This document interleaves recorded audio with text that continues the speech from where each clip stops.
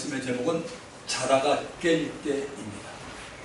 주 안에서 사랑하는 성도 여러분, 경력이라는 말을 여러분 알고 계시죠? 모든 분야에서 사용되고 있습니다. 경력이 몇 년 되었냐고 말하고 물어봅니다.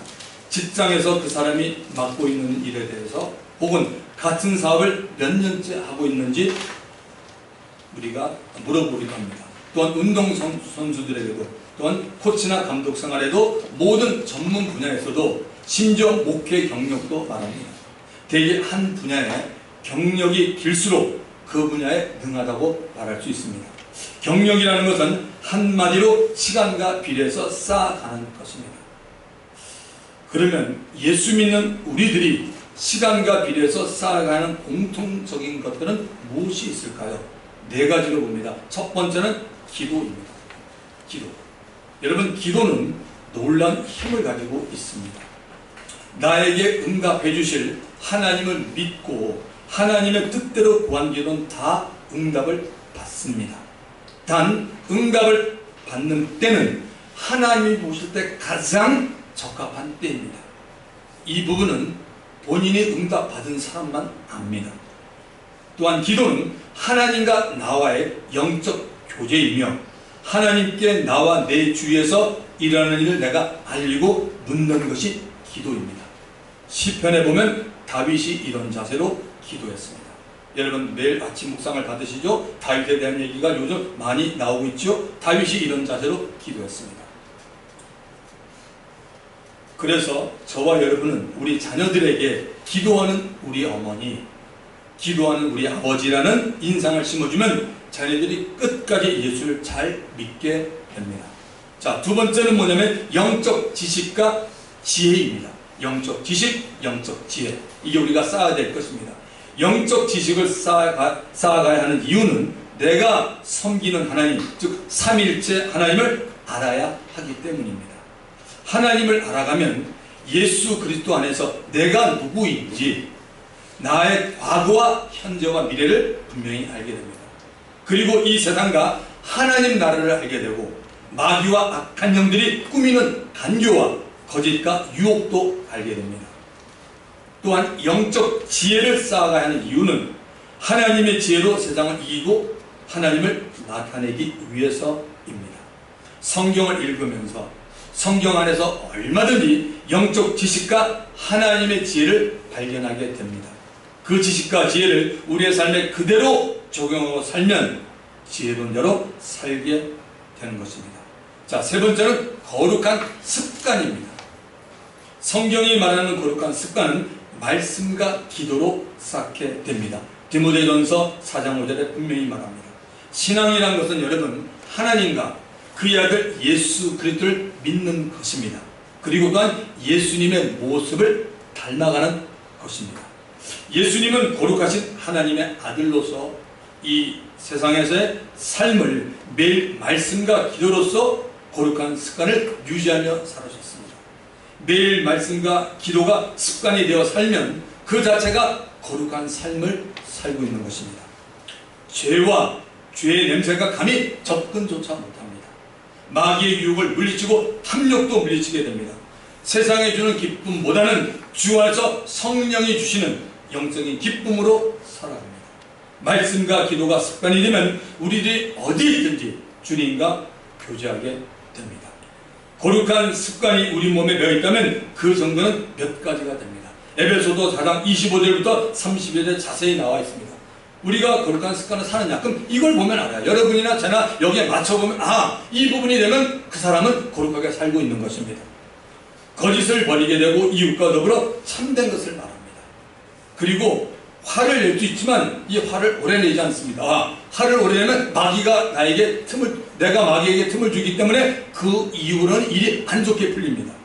또한 자기 손으로 수고하여 구제와 선한이랍니다. 그러니까 부지런하게 산다는 말씀입니다. 또한 말을 참 예수 믿고 달라지는 것 하나가 말입니다. 말에 변화가 없으면 예수 믿고 달라지지 않았습니다. 선한 말을 듣는 자들에게 은혜를 주십니다. 아무리 자기가 화가 나고 감정이 돼도 그런 말을 정말 주님 때문에 아껴서 선한 말을 해서 듣는 사람에게 은혜를 끼치게 하는 겁니다. 그리고 모든 악함, 노함, 떠드는 것, 비방을 버리게 되고 남을 불쌍히 여고 용서하게 되는 것이 뭡니까? 예수 믿고 거룩한 삶을 유지하고 있다는 것이고 그게 하나의 증거가 되는 것입니다. 자, 네 번째 써야 될 것은요, 상급입니다. 프라이즈, 상급. 디모데후서 4장 8절은 이렇게 말합니다. 바울이 이제부로는 나를 위하여 의의 면류관이 예배되었으므로 주곧 의로우신 재판장이 그날에 내게 주실 것이며 내게만 아니라 주의 나타나심을 사모하는 모든 자에게도 일하라고 분명히 말씀합니다. 바울은 하나님 곧 의로우신 재판장이 바울을 위해서 의의 면류관을 준비하고 계심을 믿고 있었습니다. 바울은 하나님께서 예비하신 의의 면류관을 받을 수 있는 크리스찬은 예수님의 나타나심, 즉 재림을 사모하는 자라고 말했습니다. 이제 오늘 우리가 읽은 본문 11절을 가보겠습니다. 또한 너희가 이 시기를 알거니와. 이건 여러분 세상 사람에게 쓴 것이 아니라 예수 믿는 그리스도인에게 쓴 겁니다. 우리에게 쓴 거나 똑같습니다. 너희가 이 시기를 알거니와 자다가 깰 때가 벌써 되었으니 이제 우리의 구원이 처음 믿을 때보다 가까웠음이니라. 바울은 로마 성도들에게 지금의 때를 알고 있으니 그만 자고 깨어날 때가 되었다라고 말합니다. 잠을 잔다라는 말이 성경에서 몇 가지로 사용되고 있다고 여러분 생각하십니까? 적어도 세 가지 사용되고 있습니다. 첫째는 육체가, 우리 몸, 휴식을 취하기 위해서 잠을 자는 겁니다. 이건 필수입니다. 잠을 자는 것은 모든 사람에게 필수입니다. 평균적으로 하루에 6시간 내지 8시간 정도 잠을 잔다고 합니다.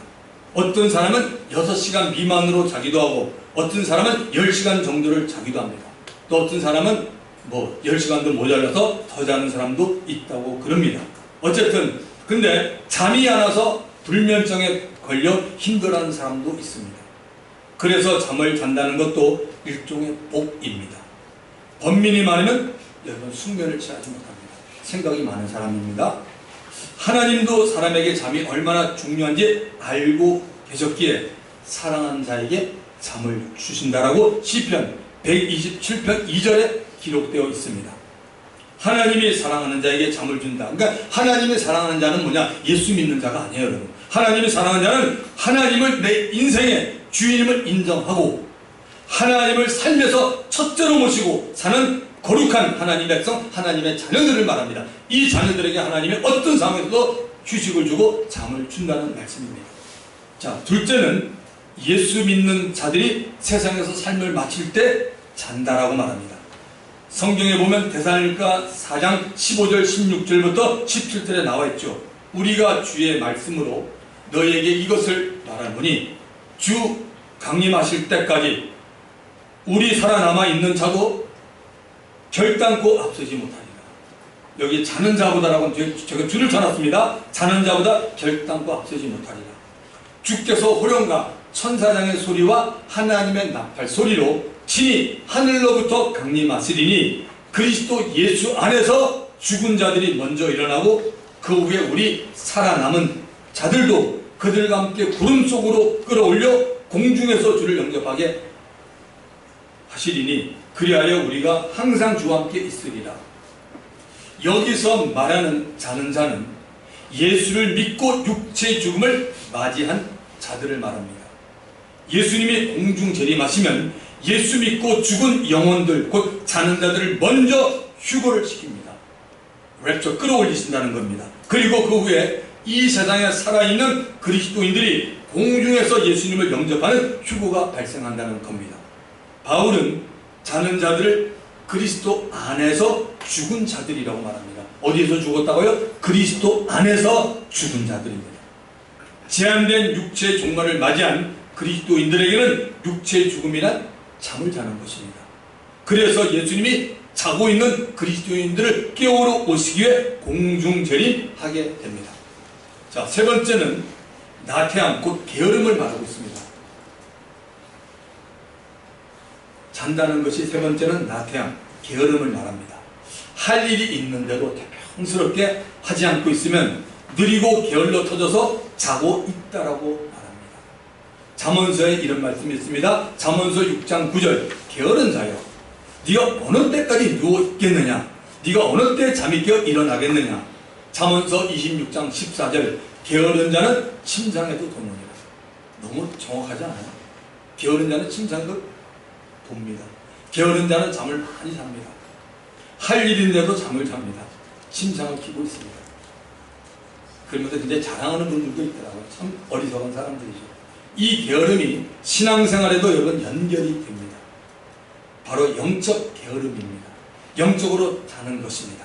본문이 말하고 있는 것, 너희가 이 시기를 알거니와 자다가 깰 때가 벌써 되었으니, 이 말은 영적인 게으름, 곧 영적으로 잠을 자는 것을 가리킵니다. 영적으로 잘 때 크게 두 가지 일이 발생합니다. 하나는 영적 분별력이 무뎌집니다. 그리고 마귀가 언제 왔다 갔는지도 몰라요. 베드로전서 5장 8절에 이렇게 말합니다. 근신하라, 깨어라.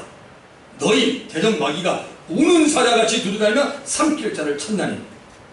모든 그리스도인들은 다 포함되어 있습니다. 영적으로 잠을 자고 있으면 마귀에게 삼킴을 당할 수 있는 크리스찬이 됩니다.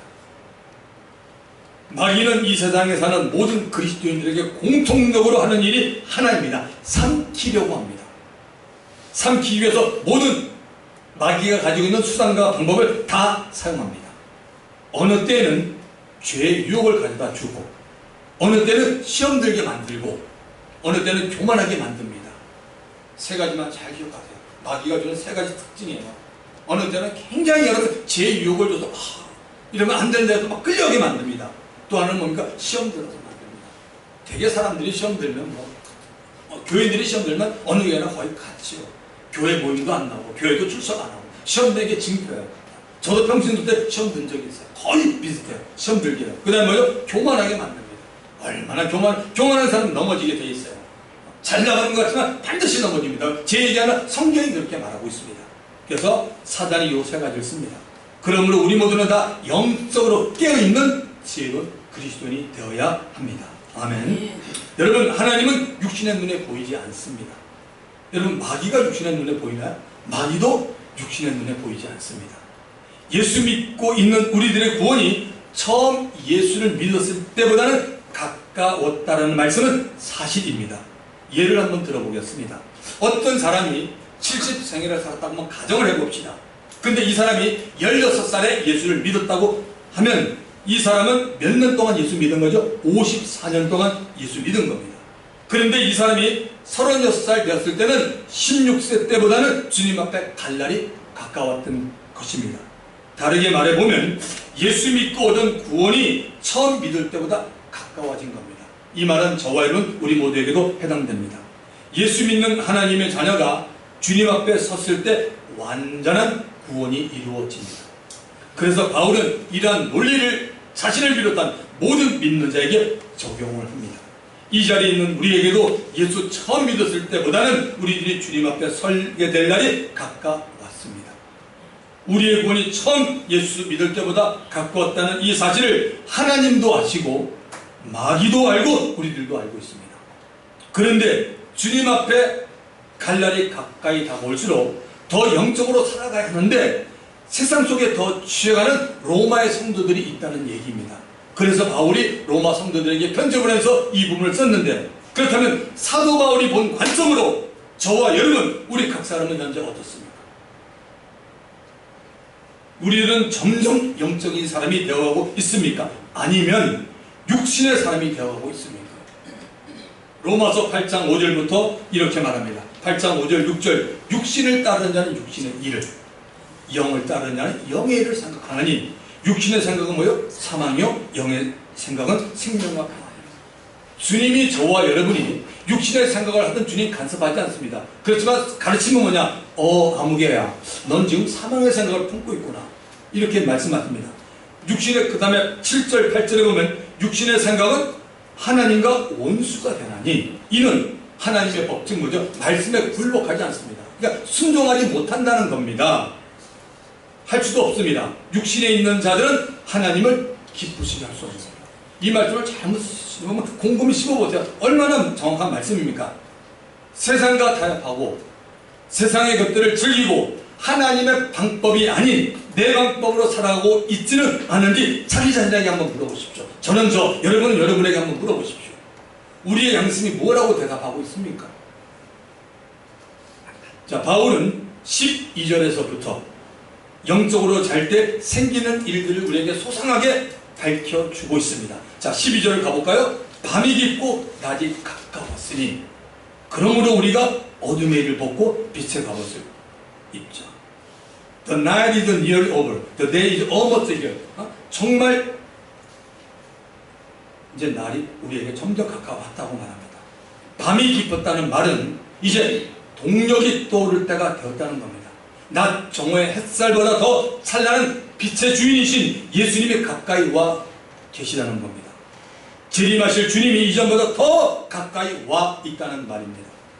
하나님의 은혜로 빛의 자녀가 되었는데도 불구하고, 예수 믿은 빛의 자녀잖아요. 그렇죠? 그래서 하나님의 은혜로 빛의 자녀가 되었는데도 불구하고 어느 때부터인가 어둠의 일을 하고 있는 것을 벗어 던지라고 말합니다. 대신에 빛으로 무장된 갑옷을 입으라고 말합니다. 갑옷은 평상시에 입는 옷이 아닌데도 갑옷을 입으라는 의미는 무장을 하고 있으라는 말과 같습니다. 우리 믿는 자들이 마귀와 그의 악한 영들에게 틈을 주면 안 된다는 말입니다. 어둠의 일이 무엇인지 13절에 나와 있습니다. 알아보겠습니다. 낮에와 같이 단정히 행하고 방탕하거나 술 취하지 말며 음란하거나 호색하지 말며 다투거나 시기하지 말고. 오늘 이 자리에 계신 분 가운데는 이 말씀을 굉장히 싫어하는 사람도 있을 수 있어요. 왜? 주님 돈 이렇게 안 살아요.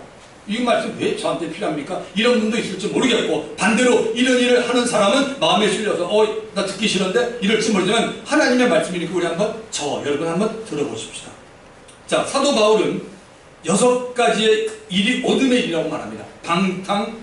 방탕하나 술 취하지 말며, 술 취하지 말며, 음란, 호색, 다투거나 시기, 6가지 일이 어둠의 일이라고 말합니다.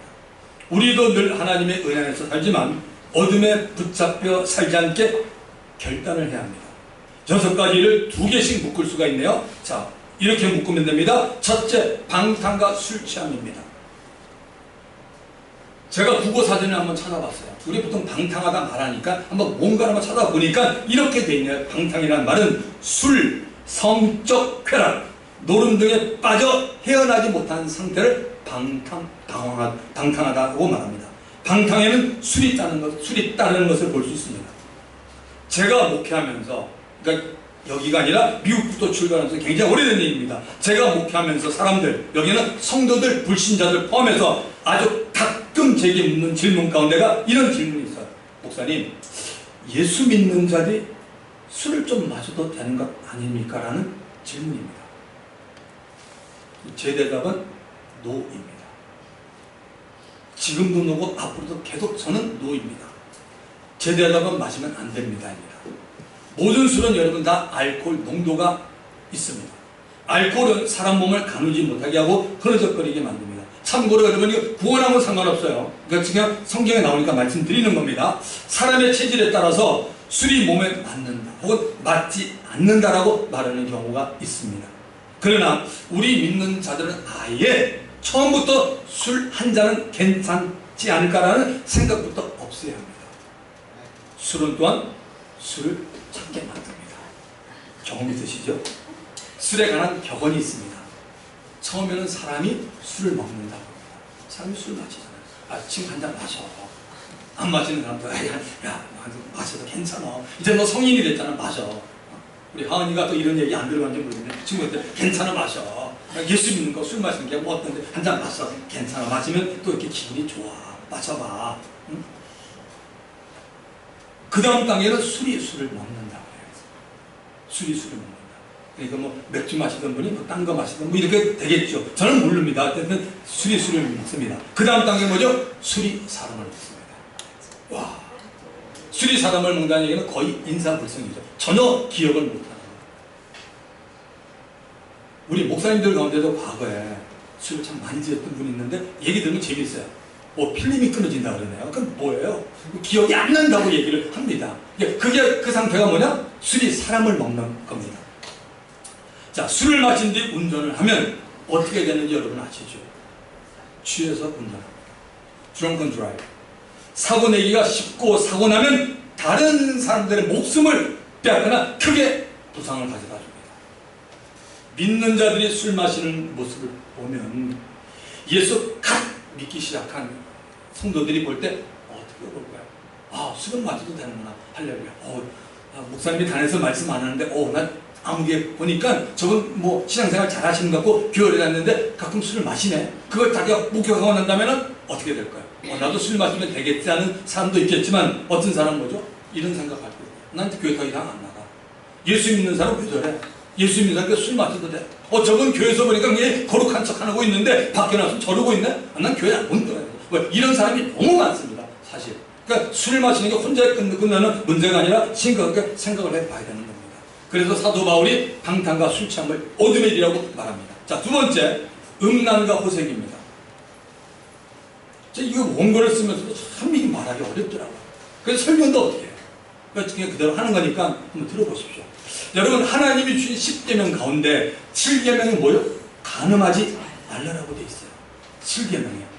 하나님은 모든 동물들에게 수컷과 암컷을 주었습니다. 번식하기 위해서입니다. 그런데 유독 사람에게는 자식의 번식뿐만 아니라, 청년들 잘 들으세요. 성에 대한 즐거움도 주었어요. 성에 대한 기쁨을 주신 하나님이 왜 간음과 음란과 호색을 금하고 있을까요? 그 이유는 하나님은 가정을 귀하게 보십니다. 가정을 이루는 요소는 부부로 출발이 됩니다. 창세기 2장 24절에 보면 남자가 부모를 떠나 그 아내와 연합하여 둘이 한 몸을 이룰지어다. A man will leave his father and mother, be united to his wife, and they will become one flesh. 한 바디가 된다는 거죠. 성경이 이게 말하는 겁니다. 사람은 누구나 다 타고난 죄이나 마음속에 음란한 마음, 호색적인 마음이 있습니다. 여러분은 뭐 저를 볼 때 없을 것 같아요? 있어요.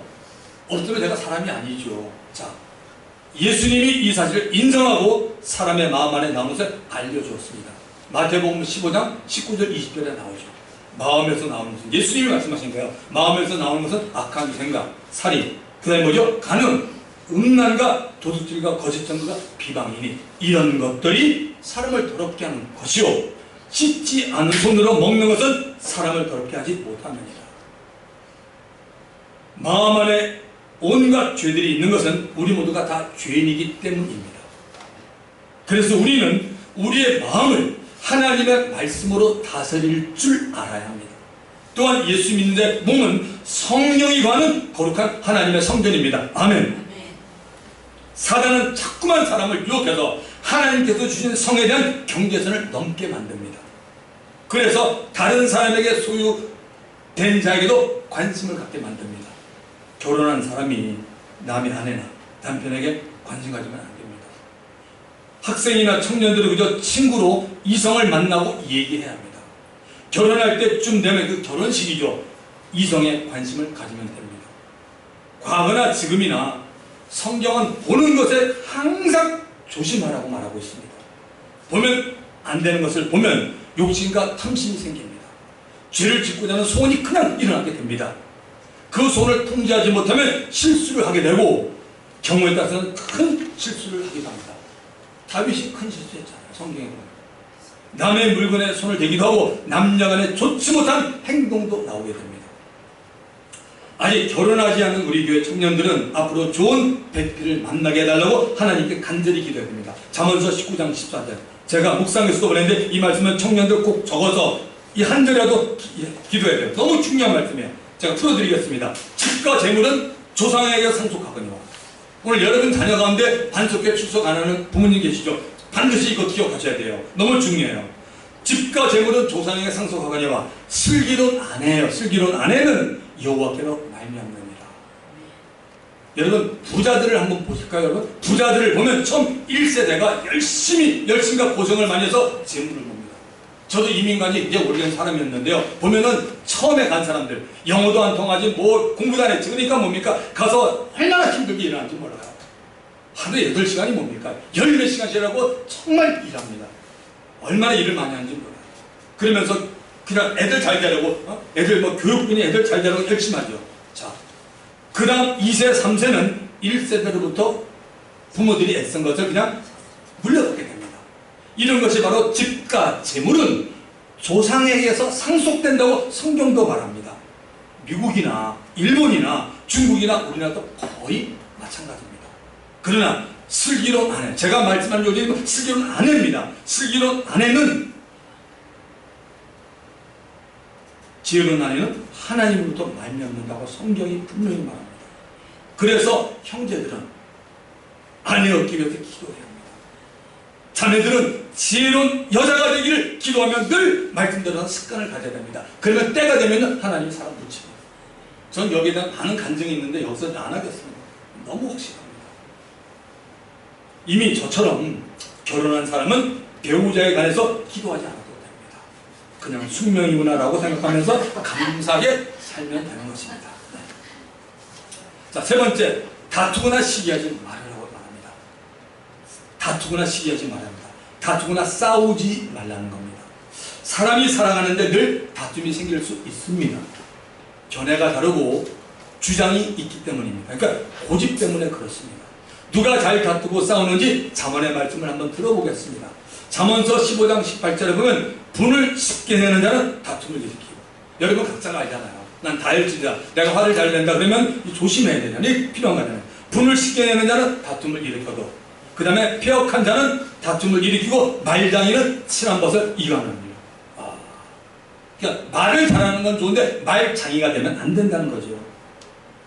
다툼을 좋아하는 자는 죄가를 좋아하는 자. 다툼을 좋아하는 사람이 여러분 은근히 뒤에서 수많은 죄를 짓습니다.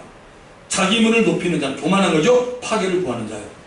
잠언서 18장 6절, 미련한 자의 입술은 뭐예요? 다툼을 일으키고 그의 입은 매를 찾아하느니라. 이야, 정말 잠언서의 말씀만 봐도요, 평생 설교해도 될 말씀이에요. 얼마나 은혜가 서러운 말씀인지 몰라요.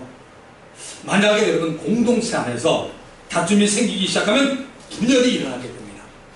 사단이 이것을 노립니다. 그래서 지혜로운 성도들은 다툼이 일어나지 않도록 기도하며 입술을 닫습니다.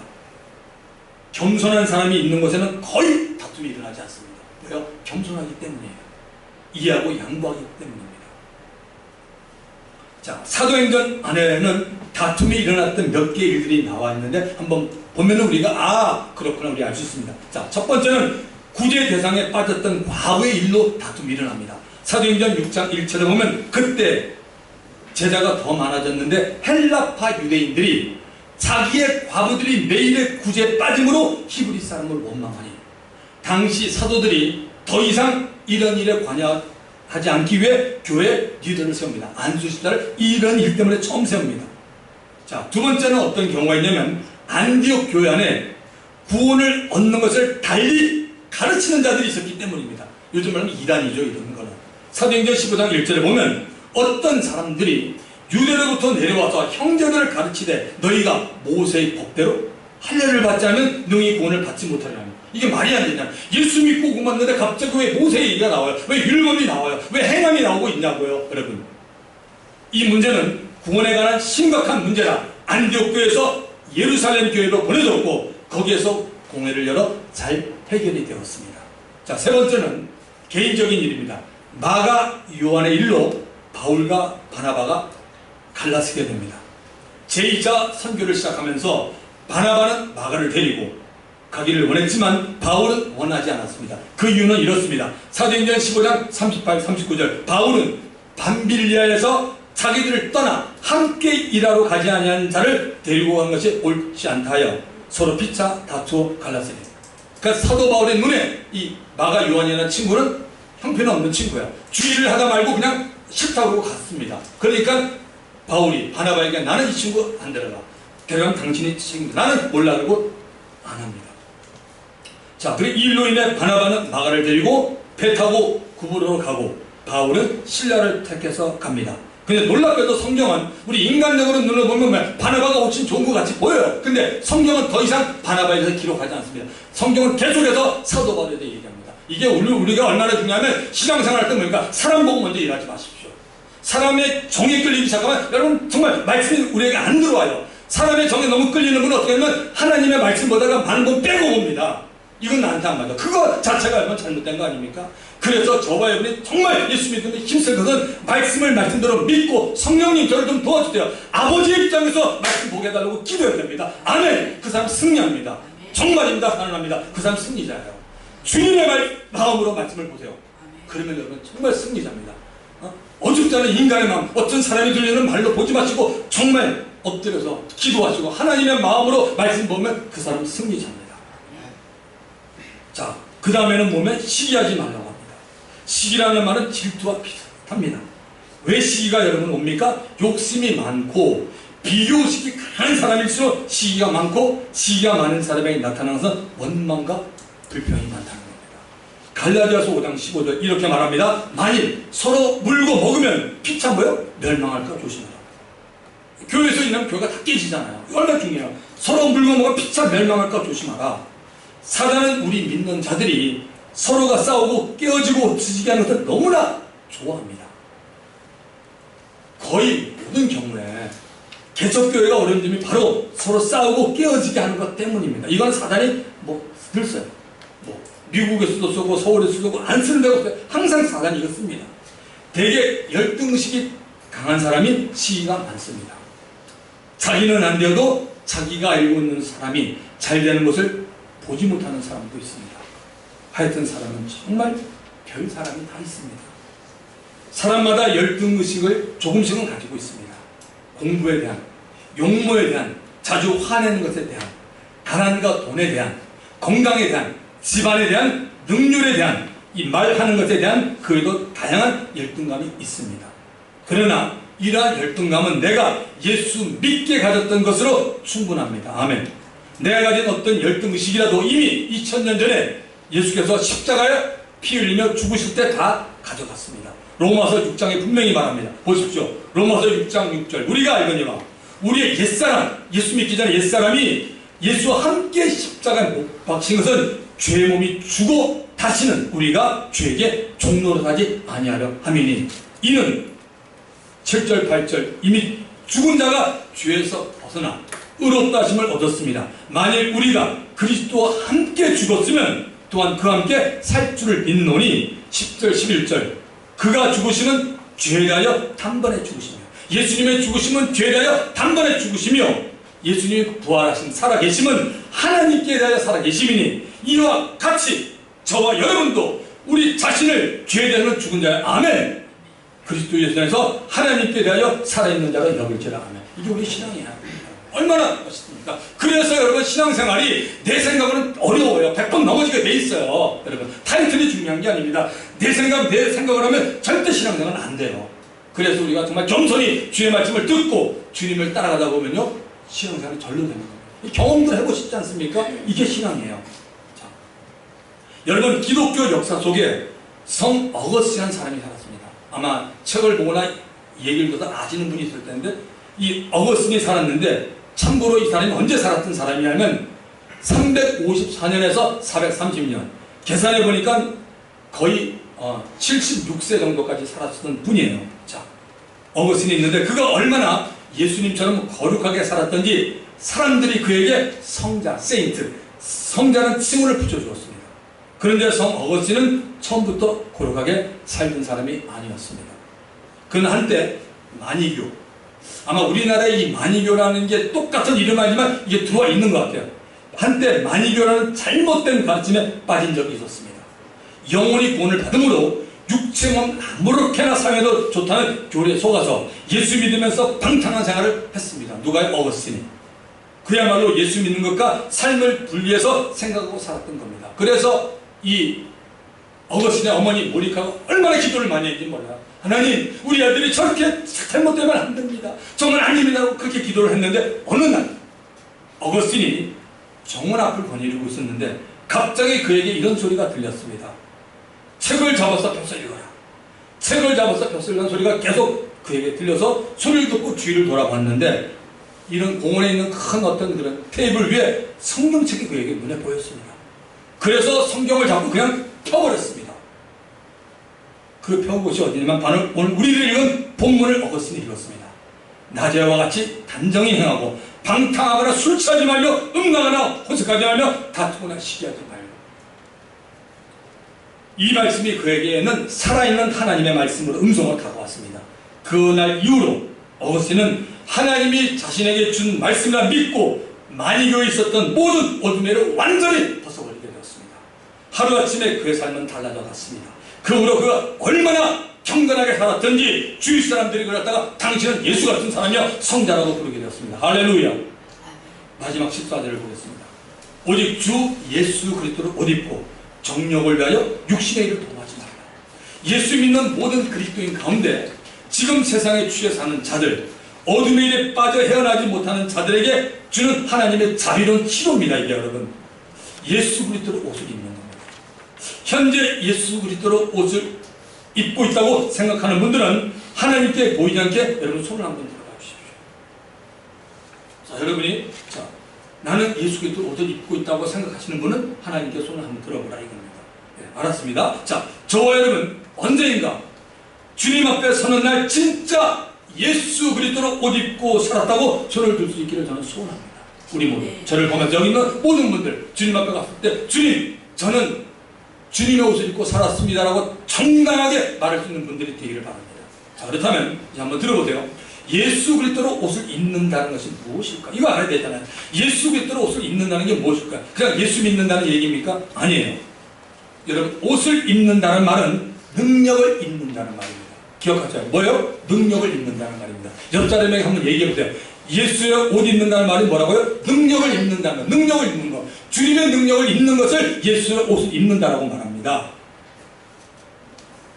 열왕기하 2장 1절부터 14절에 보면 두 사람의 얘기가 나옵니다. 한 사람은 타락한 이스라엘 시대에 하나님의 능력을 행했던 자 엘리야입니다. 또 한 사람은 엘리야를 따르며 그의 능력을 사모하던 자 제자 엘리사입니다. 이때는 하나님께서 회오리 바람으로 엘리야를 하늘로 올리려고 할 순간입니다. 엘리야가 엘리사의 순종 여부에 관해서 테스트 시험합니다. 엘리야가 장소를 옮겨 다닙니다. 엘리사는 계속 그들을 따라갑니다. 길갈에서 베델로, 베델에서 여리고로, 여리고에서 요단강으로 갔고 두 사람이 요단강가에 섰습니다. 그리고 왕하 2장 8절 요단강 강가입니다. 엘리야가 겉옷을 가지고 말아 물을 치매 물이 이리저리 갈라지고 두 사람이 마른 땅 위로 건너더라. 여러분 한강이나 어디 가서 여러분이 옷을 벗고 한번 서서 치면은 물이 완전히 갈라져서 그런 거 안 갈라져요. 치면은 그때 기분 덮습니다. 지금 갈라졌다는 얘기는 뭐냐면 거기서 땅이 나왔다는 얘기입니다. 완전히 치니까 홍해 갈라진 것은 그런 얘기입니다. 지금 옷을 가지고 말아서 물을 치니까 이리저리 갈라지고 두 사람이 마른 땅 위로 건너더라. 보십시오. 엘리야가 엘리사에게 엘리사야 내가 곧 승천하는데 승천하기 전에 내가 너에게 어떻게 할지를 구해보라고 말합니다. 엘리사가 스승 엘리야에게 임한 성령의 역사가 갑절이나 있기를 구합니다. 좋은 거 구한 거죠. 엘리야가 제자 엘리사에게 이렇게 말합니다. 야, 너 정말 어려운 일을 네가 구하는구나. 그래도 네가 나를 주님이 데려가신 걸 보면 너에게 구한 것이 이루어지리라고 말합니다. 두 사람이 길을 가면서 대화하는 중에 불수레와 불말에 의해 엘리야가 회오리 바람으로 하늘로 샥 올라갑니다. 승천하는 엘리야의 모습을 보고 엘리사가 뭐라고 합니다. 아버지라고 합니다. 내 아버지요 이스라엘의 병거와 마병이요. 얼마나 엘리사가 볼 때 엘리야가 정말 능력의 종이었고 하나님의 일을 너무 많이 했으면 그 엘리야를 보고 영적 아버지라고 부르면서 이스라엘의 병거와 마병이라고 소리를 칩니다. 더 이상 보이지 않게 되자 엘리사가 자기의 옷을 잡아 둘러 찢고 스승 엘리야의 몸에서 떨어진 겉옷을 주워가지고 요단을 내렸습니다. 열왕기하 2장 14절 보십시오.